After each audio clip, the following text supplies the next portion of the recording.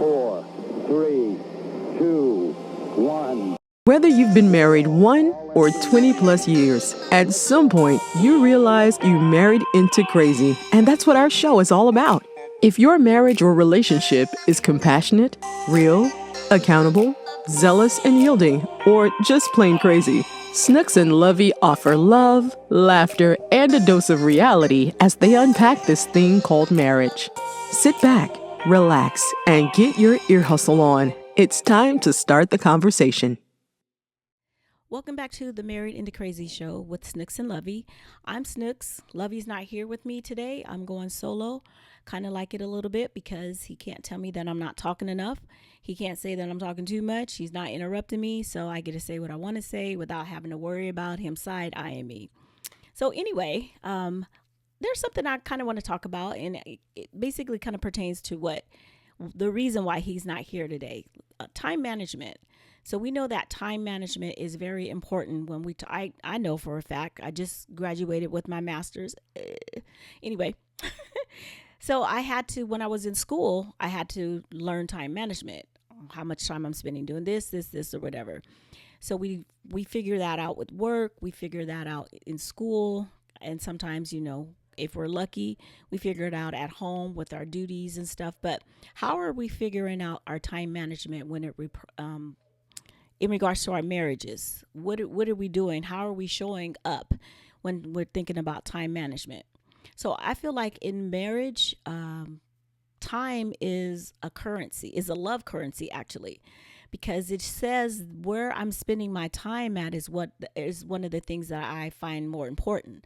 So if I say I want to spend more time with my spouse, but all I'm doing is sitting up watching football or watching baseball, a game, or I'm watching some shows on TV, I'm out gallivanting doing other things, my partner may feel like maybe you really don't want to spend that much time with me. So I'm guilty of some of those things because I love to watch sports. Lovey does too, so that's a good thing. But don't let me get a good book in my hand. And I'm like, who did what now? So when we're thinking about time management also, we want to talk about, think about the quality over the quantity, because there have been times where you may find yourself in proximity for a lot of the time.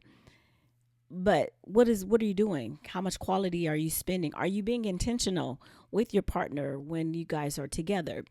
You have to remember that it is quality over quantity. So those little spurts of time where you're intentional, hey, I'm focused on you, I'm seeing you, that's going to go a longer way than we've been together for 5 hours and we've only interacted for maybe 30 minutes, maybe even an hour of that time. So we want to make sure that we're doing our quality over our quantity. So when we talk about balancing, about time management, sometimes you have to think about balancing the roles. So you have work, we have households, we have parenting. Sometimes we have other community activities that we do. We might be part of organizations, and we have to figure out who's going to do what. So, for example, as I said, I'm doing the podcast by myself today because, as you all know, well, most of y'all know that have been here and that know our story, we have Isaiah, which is our grandson. He's living with us. We're his legal guardians. So we have him, and now he's 6 years old. He's involved in other activities. Right now, he's at soccer practice. So we had to figure out how are we going to meet our commitments, which is one is doing the podcast and showing up for everyone, and also still make sure that he's taken care of. So we divided our time. We negotiated the responsibilities. Now, I'm going to tell you right now, it's warm outside. I'm not one for sitting outside watching kids kick the ball. I mean, it's good when we have a game, but it's practice right now. And I'm not an outside person. If it's hot, I don't want to be grumpy. I don't want to be talking to people when I'm tired. So Lovey knows that when it comes to certain things that he's going to be handling the responsibility. Not saying that I won't, because when he's not at home, if he's traveling, if he's working or something, I'm going to have to pick up the slack and do that. So another way that we make sure that we're in sync is that we have a shared family calendar. I'm an offender of that because Lovey is really big on that, making sure that every detail, everything, all the things basically are on that calendar. For him, if it's not on the calendar, it ain't happening. Now, I say I'm an offender because there have been many times where I don't put stuff down on the calendar. I just kind of go off the dome, and I'm like, oh, okay, I'll remember. And I will remember, but I don't remember to let everyone else know in the house. So sometimes I'm like, wait, what do you mean you're leaving? Or why aren't you, who's watching Isaiah? And they're like, you're watching Isaiah. I'm like, no, I'm not. I got this, and this to do. He pulls up the calendar. Well, you didn't put it down on the calendar and you didn't let us know. So that is part of a time management. I feel like that's part of a time management responsibility. So you want to make sure that if there's anything that's going on, make sure that y'all have a shared calendar, a family calendar, so that we can sync all our schedules. It's 4 adults in our home, 2 real adults, Lovey and I, and then we have the baby adults, which are our girls, and they help out a lot with Isaiah. So whenever there's something going on, we check our calendars and we make sure that there's always going to be some coverage for him because he's the priority right now, making sure that he's taken care of. Another thing for time management that may not be so popular, I think some people don't think it's popular, we have to start scheduling some intimacy time, some date nights, intimacy. And I don't mean just sex, but sex is a thing too. And on date nights, it doesn't necessarily have to be, we got to go out somewhere, we got to go do whatever. Just like staycations are a lot of fun too. But just like staycations, you can stay home on a date night and just make sure that you're intentional in that date night and your phone's off and you're not looking at, unless, the date night is we're doing dinner and a movie. We can do dinner and a movie at home.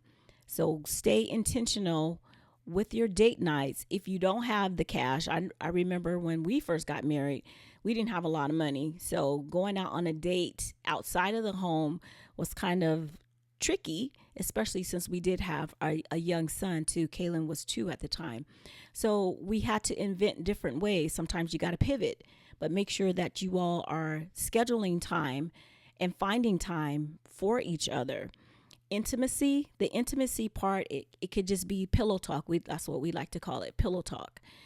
Pillow talk can happen on the couch where we sit down and we just talk about what's going on with us, doing our check-ins. Are you okay? What's going on with you? You know your spouse, and sometimes you can feel when something is off, their energy is bad, like, what's happening? So let's sit down, let's talk about it. Those things. And if you don't have time right away, then get that calendar out and put down some time. Okay, we're scheduling some time between here and here. Again, short spurts can be very effective. And I'm going to say even scheduling some sex. I know a lot of people think that that's not romantic. It has to be spontaneous. It has to be a lot of things. Look, if you have to schedule it, then schedule it. Because if that's the only way it's going to happen, it just might be that. You know what I mean?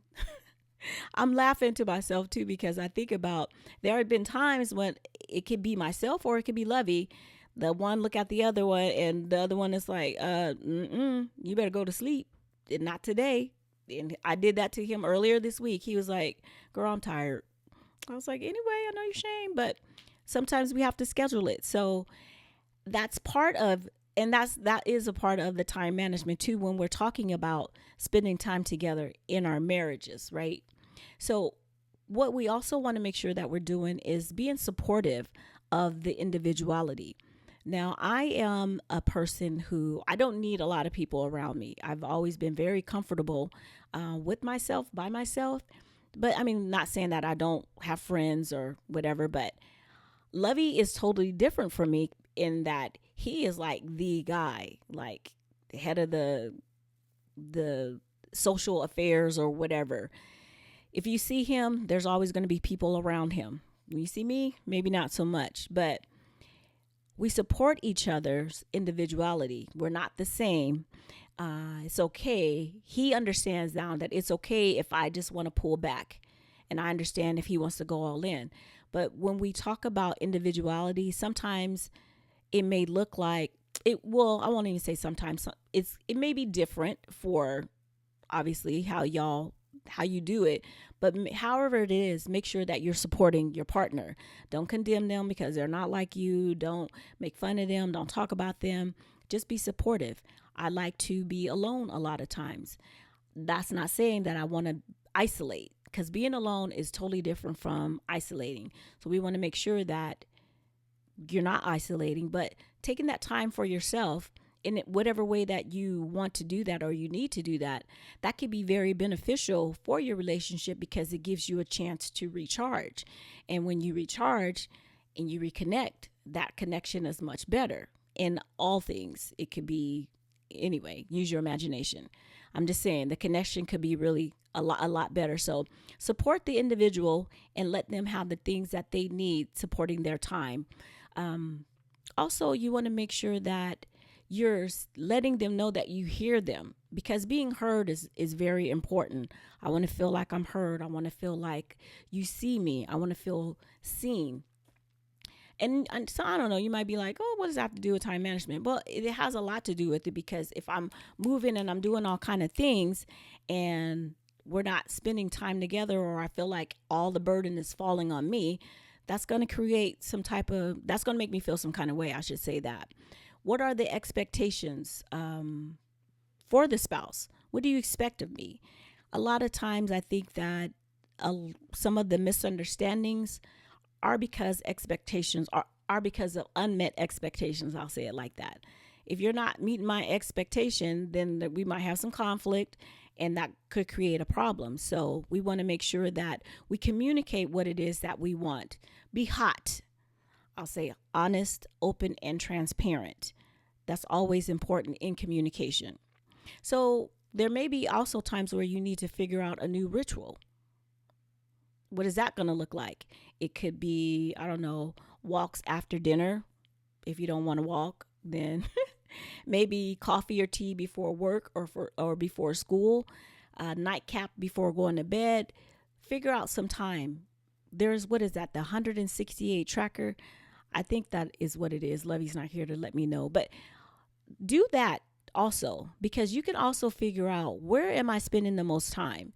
And what can I change or rearrange to make sure that I'm getting the quality time that I need with my spouse and not sacrificing the other areas of my life, okay? So, but whatever it is that you do, or however you go about it, make sure that you're being intentional and make sure that you're communicating that with your spouse. So before I sign off, I want to say, don't forget, I know we brought it up a couple of times, in February 6th and 7th of 2026, we are going to be having our winter ball and marriage conference. We had one last February. This year, February, it starts right before the week before Valentine's Day, which is Marriage Week. We had a ball this year, and we're planning on having another ball next year. We had a great time. We had great speakers, and we're planning to do the same thing. So you guys keep a lookout for that. You can go to the website, marriedintocrazy.com. We are here for all your marriage needs or whatever you may have. Speaking engagements, you want to do some coaching. We have the app, MIC, and he's a lot better at this than I am. I ain't even gonna lie, he gonna say, that's why you need to be paying more attention. I already hear it now, but check out our website. We have merchandise, everything, and just make sure that you like, subscribe, and leave a comment, and just let us know that you are listening and what you think that we're doing fabulous, like myself, and some things that, there may be some topics also that you want to talk about. So until the next time, be blessed. Bye-bye. Thank you for listening to the Married into Crazy podcast with Snooks and Lovey. Please like, subscribe to, and review the show wherever you access it, and tell a friend about us.